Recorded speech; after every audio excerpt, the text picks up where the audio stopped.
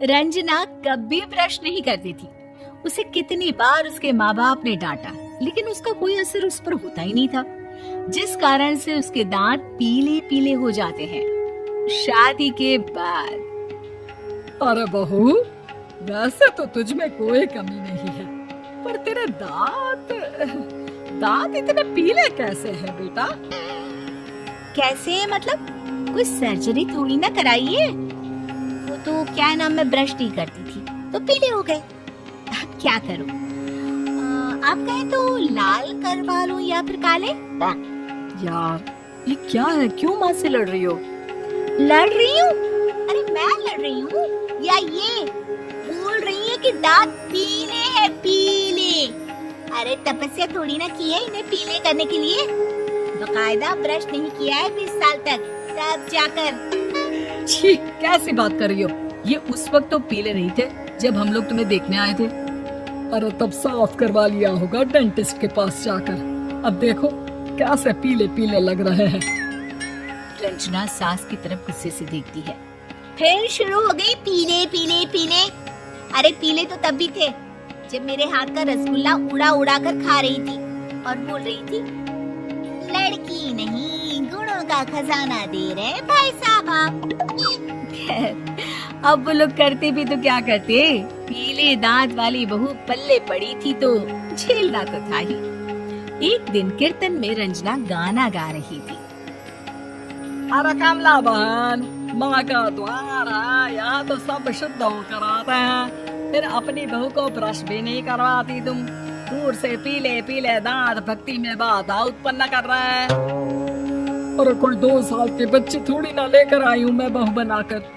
अच्छी खासी लड़की है, अरे कैसे करवाऊं ब्रश? ये तो उसे खुद करना चाहिए ना। अब माँ बाप तो इसके जैसे तैसे निपटा दिए, ये नहीं सोचा कि सास कैसे संभालेगी।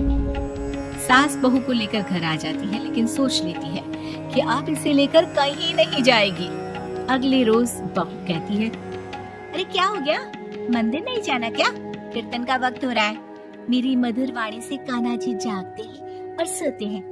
आप तो जानती है ना उनकी भक्ति में कितना मन लगता है मेरा। वो क्या है ना, तबीयत ठीक नहीं लग रही है मेरी, आराम करूंगी मैं। तबीयत ठीक नहीं लग रही? अभी तो मिथुन के गाने पर नाच रही थी आप, और आप बोल रही है कि तबीयत ठीक नहीं लग रही। अरे भक्ति में मन लगा लो सासू माँ, ऊपर जाना है, क्या मुंह दिखाओगी आप? हाँ? सास को बहू की बात पर गुस्सा आ जाता है। मैं क्या मुंह दिखाऊंगी, इसकी चिंता तो ना कर, समझी?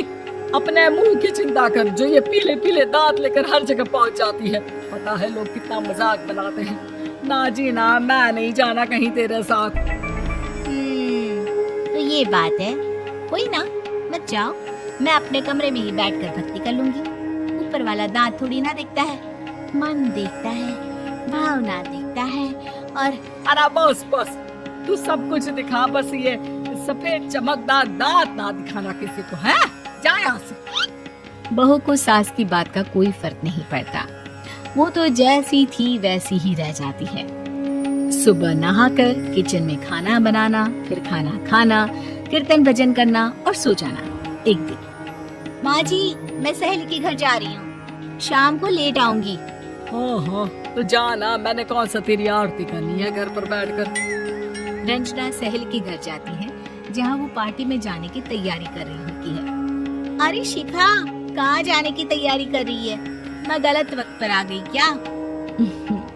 अरे नहीं यार, उल्टा सही वक्त पर आई हूँ। मैंने ये साड़ी और ज्वेलरी निकाली है यार, शाम को इनके ऑफिस की एक पार्टी में जाना है। बताना कैसा लग रहा है ये सब? नहीं यार, इस ड्रेस के साथ तो वो वाली ज्वेलरी अच्छी लगेगी। हाँ, सही बोल रही है, मैंने ध्यान ही नहीं दिया। वैसे तो हमेशा से मस्त फैशन सेंस रखती है। तो बड़ा जाती होगी ना पति के साथ पार्टी में।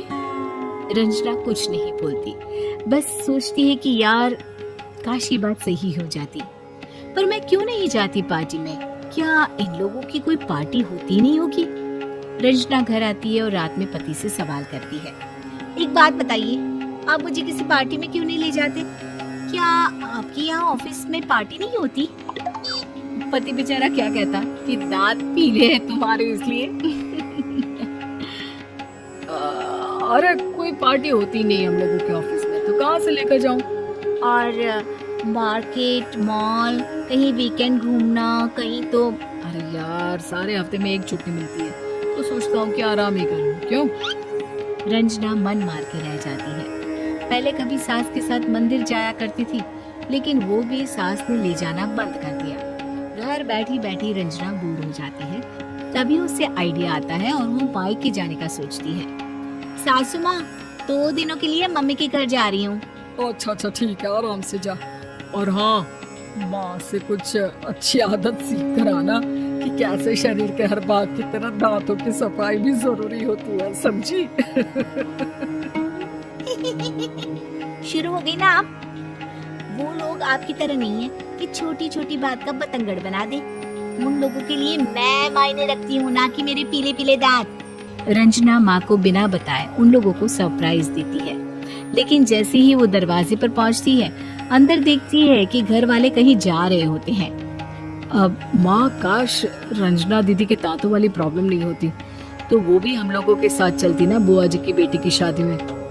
हाँ बेटा, लेकिन अब उसे कौन समझाए कि उसको उसके पीले दांत नहीं दिखते, लेकिन उसके आसपास के लोगों को कितना एम्बैरेसिंग फील कराते हैं। मुझे तो कितनी बार उसके स्कूल की टीचर ने शिकायत की कि उसके साथ कोई लड़की बैठना भी नहीं चाहती, और ना ही कॉलेज में कोई उससे बात करना चाहता था। लेकिन पता नहीं क्यों उसे ये बात समझ में ही नहीं आती। कोई कमी नहीं है उस लड़की में, बस यही कि दांत पीले हैं। वो तो भला हो जीजा जी और उनकी माँ का, जो दीदी को जैसी है वैसे ही रखा हुआ है। रंजना को अपने घर वालों की बात सुनकर बहुत दुख होता है। वो सोचती है कि वो क्या करे, लेकिन फिर वो सीधा डेंटिस्ट के पास जाती है, अपने दांत चमकाती है और कसम खाती है कि वो रोज ब्रश करेगी। अरे क्या हो गया? तुम तो 2 दिनों के लिए गई थी ना, पर कोई ना, अच्छा है, चलो आ गई तो। रंजना सास के सामने आकर खड़ी हो जाती है और पूरी स्माइल करती है, उसके चमकदार दांतों को दिखाती हुई। चले मंदिर। माँ, मुझे माफ कर दीजिए, मैंने आप लोगों को बहुत एम्बैरेसिंग फील करवाया। मैं आज से रोज ब्रश करूंगी।